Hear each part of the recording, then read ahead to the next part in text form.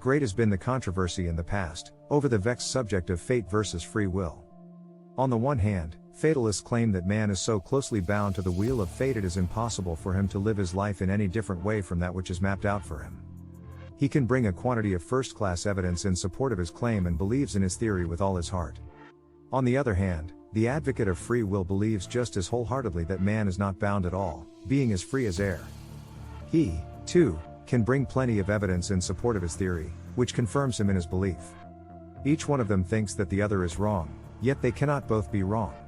Let us therefore examine the subject for ourselves, for it is an important one, being intimately connected with the subject which this book discusses. First of all, let it be said, they are both wrong, in part, and right, in part. Man is bound to the wheel, yet at the same time, he is free will.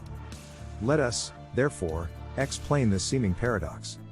It is an ancient truth of the inner teaching that man, when he is unevolved and before he is unfolded, is bound to the wheel of fate very closely. The unevolved man follows his desires, thus creating for himself a future from which he cannot escape.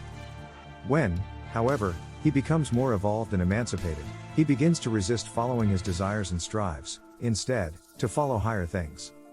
This creates for him a better future and thus he becomes free in comparison with his former slave state. Man is a slave to fate as long as he is a slave to the desires of the earth plane. He is, however, free to overcome lower things and thus rise to higher. When he does this he ceases to create a painful future for himself and thus becomes free. There is, therefore, fate which is self-created.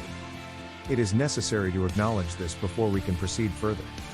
One who has not had much experience of life or who has not been a close observer, may deny that there is such a thing, but one who has had great changes in his life, against which he has fought and struggled in vain, knows that there is a purpose working behind the events of life, against which even kings and mighty men are powerless.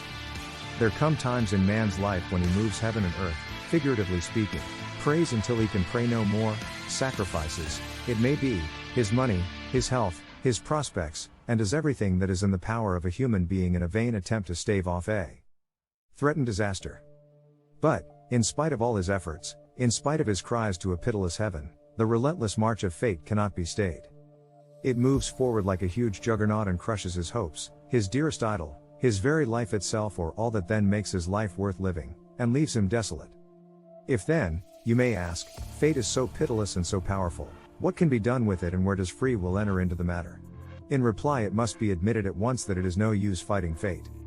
The more man fights it, the more completely he gets broken.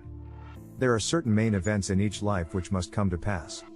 These events and changes are inevitable and it is hopeless to fight against them. While these things, which constitute what we call fate, are inevitable and therefore cannot be avoided, it rests with ourselves how we meet these adversities and disasters. If we meet them in the wrong way they break us. If, however, we meet them in the right way we become stronger through discipline and experience, thus becoming better fitted to bear life's responsibilities and to overcome its difficulties and temptations. One who meets the setbacks, griefs, bereavements and disasters of life in the right spirit becomes a strong and rich character. He becomes mellowed through experience. Strong, stable, a helpful influence to all who meet him. When things go smoothly and life is a merry round, no philosophy or religion seems necessary, and as for an inward power, what of it? We can do very well without it. So say the thoughtless and inexperienced, but there come times in every life, when, not only is a philosophy, and that a very sound one, necessary, but also a power, of which the finite self knows nothing, is needed in order to raise the soul out of the dust and ashes of its despair. It is one thing to try to meet trouble and adversity in the right spirit and quite another thing to have the power to do so.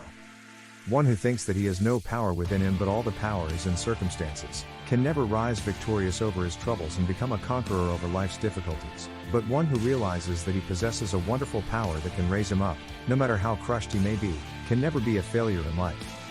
No matter what may happen to him he will play the man and act a noble part. He will rise from the ruins of his life and build it anew in greater beauty and splendor.